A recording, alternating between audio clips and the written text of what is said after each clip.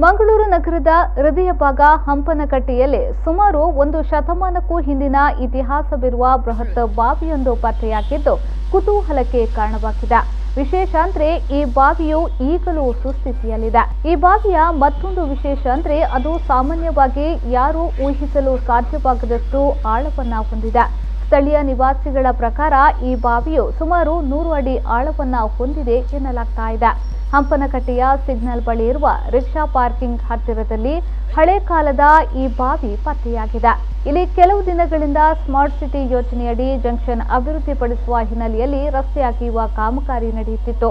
ಈ ವೇಳೆ concrete slab ಕಾಣಿಸಿತ್ತು. ಆಗ ಸ್ಲಾಬ್ ಮೇಲೆತ್ತಿ ನೋಡಿದಾಗ ಆಳವಾದ ಬಾವಿ ಇರುವುದು ಗೊತ್ತಾಗಿದೆ.